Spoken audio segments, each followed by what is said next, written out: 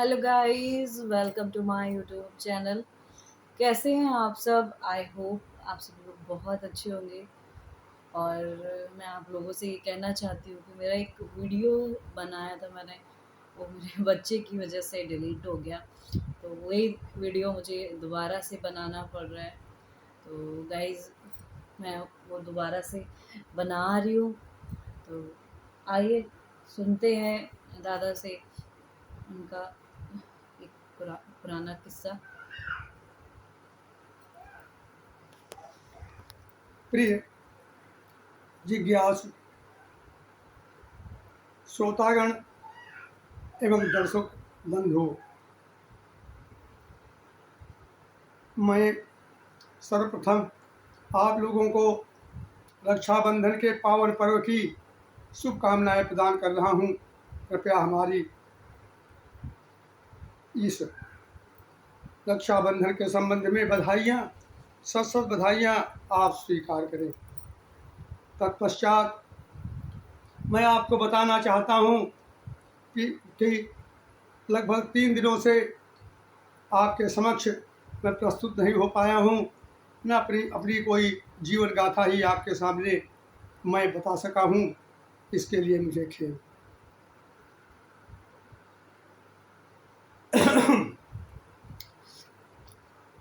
मैंने इसके पूर्व में आपको अपने अन्न त्याग, उसके बाद में अग्नि त्याग, इसके और पूर्व नमक त्याग संबंधी जीवन के वृत्तांत सुना चुका हूँ। अब मैं आज आगे का किस्सा, आगे का जीवन वृत्तांत, आगे का जीवन संस्मरण आपके समक्ष प्रस्तुत कर रहा हूँ। आपको मैंने जैसा कि बताया था, मैं हरदोई जनपद के निवासियों की एक परिक्रमा करने के पश्चात घर को पहुंचा तो सभी हमारे नगर वासियों ने हमसे मिलकर के और यात्रा संबंधी वृत्तांत सुनाने को कहा। यात्रा के समय आने वाली कठिनाइयों के बारे में भी सब लोगों ने पूछा। हमने सबको ध्यानपूर्वक सभी को अपनी गाथा, यात्रा की कहानी सबको बताई। उसके पश्चात चूंकि मैं सब्जी उबलवा करके माँ से खाता था, तो सब्जी लेने के लिए बाजार पहुंचा। बाजार में आलू, तरोई, लौकी, सीताफल, करेला आदि कई सब्जियां हमने खरीदी। उसी बीच में हमारे गांव के एक वयोवृद्ध गुलाब दादा हमको मिल गए। गुलाब दादा ने यात्रा संबंधी संस्मरण के लिए सुनाने को कहा। मैंने पुनः को सुनाया। फिर कहने लगे, इसको क्या करोगे जाकर के, ये सब्जी लिए जा रहे हो यहाँ से, क्या करोगे जाकर के? हमने कहा इसको हमारी माँ उबालेंगी और फिर उसके बाद हम इसको खाएंगे। पहले बूढ़ी माँ हैं, उनको भी परेशान कर रहे हो। एक दो भैंसे हैं, उनका चारा दाना भी वो करती हैं। 4-5 घर के तुम सदस्य हो, उनको खाना आज का इंतजाम करती हैं।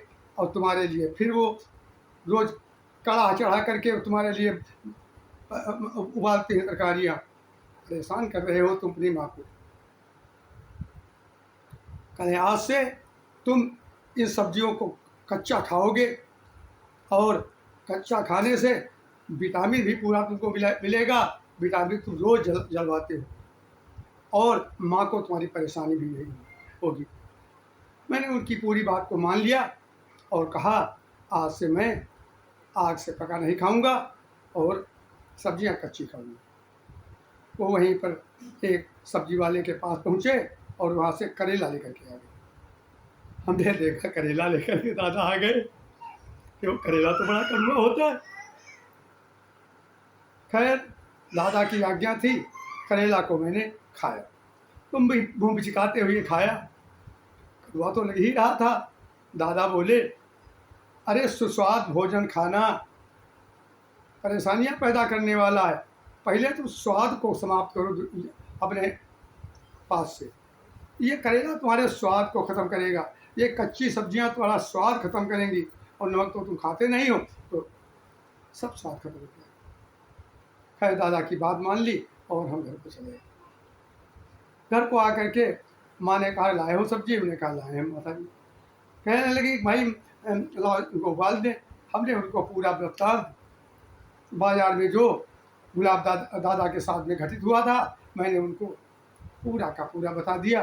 कल चलो, दादा की तूने एक बात मान ली। फिर हमने सब्जियां और फल ये सब कच्चे खाना चालू कर दिया, और हम आग से पका न खाने वाले एक त्यागी बन गए। मैं आपको बताना चाहता हूँ, एक हमारे यहाँ पर पूर्व प्रधानाचार्य श्री साहब लाल जी वर्मा रहते हैं। अब तो उनकी मृत्यु हो चुकी है, बहुत दिन हुए, लेकिन वो एक यहाँ सत्संग चलाया करते थे। उस सत्संग मंडल में हम लोग जाया करते थे। कई लोग वृद्धजन वहाँ पहुँचते थे। वहाँ रामायण, गीता आदि की चौपाइयाँ सुनाई जाती थी, उनके वृत्तांत पूरे किए जाते थे, और उसके पश्चात वो वहाँ पर साधना कराया करते थे। हम लोग साधना करते थे। तो लोग क्या करते थे कि साधना करते समय मौन होकर बैठते थे। लेकिन किसी को खांसी आ गई तो बीच में खांस देता था, किसी को खजलाहट आ गई तो खजलाने लगता था। हम सब ये आँखों से सब आंखें बंद किए होते थे, हम आंखें खुला रखते थे। तो हमने कहा, कैसा ध्यान। हर आदमी, कोई खुला रहा है, कोई खांस रहा है, और ये ध्यान कैसा। इस ऐसे ध्यान से तो आत्मा का परमात्मा से साक्षात्कार नहीं हो सकता। ये कोई अच्छी बात नहीं। हमारे अंदर परमात्मा से मिलन की एक आकांक्षा पैदा हुई, एक छटपटाहट पैदा होती गई। सावन का महीना चल रहा था, सावन का मास का आखिरी दिन था। सब लोग बेल पत्तियाँ चढ़ा करके अपने घरों को आ रहे थे। मेरे भी मन में एक उत्कंठा जगी। सुबह का वक्त था कि मैं अपने शिव जी के ऊपर इतनी बेल पत्रियाँ चढ़ा दूँ जितने शायद अब तक किसी ने चढ़ाई हुई। हमारे साथी थे विद्यासागर, उनको हम लोग प्रेम प्रेम कहते थे। हमारी एक बहन है, सबसे छोटी गोमती देवी। तो गोमती देवी की तब शादी नहीं हुई थी, वो भी घर पर ही थी। तो उनसे कहा, बिटिया तू एक बाल्टी, एक लोटा, एक रस्सी लेकर के वहाँ जो बाहर है नगर के शिव मंदिर, वहाँ पर आ जाओ। और उनसे कहा कि भाई एक टोकरी तुम ले लो, और टोकरी लेकर के तू फूल ले आओ। सब जगह जगह जो खड़े हैं फूलों वाले पेड़, उनसे फूल चुन लाओ। और हम एक बांका लेकर के और एक टोकरी, बड़ी टोकरी यानी कहिए टोकरा लेकर के हम बाहर चले गए। और एक बिल्हा बाग है, वहाँ कई बेल के पेड़ हैं। मैं बेल के पेड़ पर, बड़े वाले बेल के पेड़ के ऊपर चढ़ गया, और चढ़ करके उसकी कई शाखाएं काट दी, और काट करके उतर आया। उसके बाद में मैं बेल पत्रों को एक एक करके चुनने लगा, देखने लगा कि भाई किसी में ऐसा तो नहीं जाला लगा है, या कीड़ा बैठा हुआ है, या पत्ती कट गई है। तो अच्छी पत्तियां सब हमने उस टोकरे के अंदर भर ली। वक्त हो गया होगा करीब 1 बजे का। घड़ी बड़ी थी नहीं हमारे पास, लेकिन ऐसे मन में सोचा कि भाई अब तो 1 बज गया होगा, चलो चला। इधर हम लेकर के वो टोकरा भर बेलपत्र, और उधर वो पुष्प लेकर के हमारे प्रेम जी, और इधर वाली बहन वो भी बाल्टी लोटा और रस्सी लेकर के उस कुएं पर आ गई, जहाँ शिव मंदिर पास है। शिव मंदिर पास है, वो कुआं था बड़ा। आकर के हमने वो जो पत्तियां थी उसके अंदर जो चढ़ाई गई थी उनको सबको साफ किया, 1-2 बाल्टी पानी डाला, शिवलिंग को साफ किया। साफ करने के बाद भी फिर अपने बेलपत्र और फूल दोनों को वहाँ की चौखट के ऊपर डाल करके मिलाया, और मिलाने के बाद में मैंने बेलपत्रों को शिव जी के ऊपर चढ़ाया। इस बीच में पहले हमने स्नान कर लिया था। अच्छा, बेलपत्रों को चढ़ाने के बाद में फिर हमने अपनी बहन से कहा कि बिटिया लाओ, शिव जी के ऊपर जो इतनी बेलपत्री हैं तो इसी हिसाब से जल का भी अभिषेक करें। तो 2-3 बाल्टी उसके पास बाद में पानी भी शिव जी के ऊपर चढ़ाया।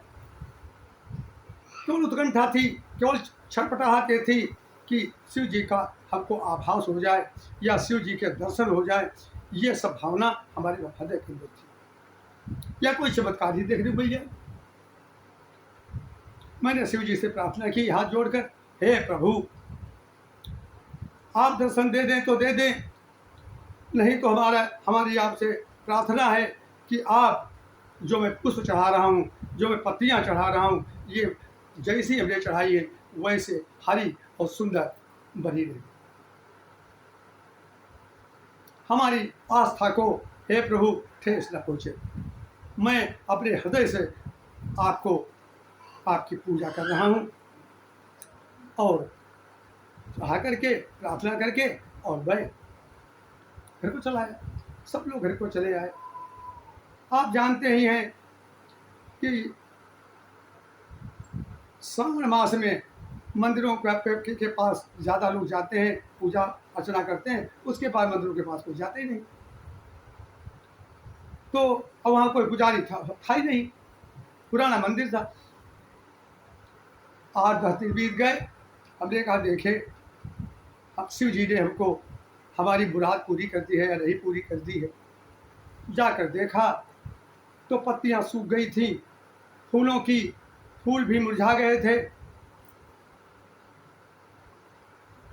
हमारे मन में जो हमने ईश्वर से प्रार्थना की थी वो परिपूरित होती नहीं दिखाई पड़ी, और मेरे मन में आया अब इस प्रकार की पूजा से नहीं दूसरा मार्ग अपनाया जाए। ईश्वर से साक्षात्कार तो कर रही है चाहे जैसे भी हो। और मैं वहाँ से घर चला आया। बस यही कहानी समाप्त करता हूँ।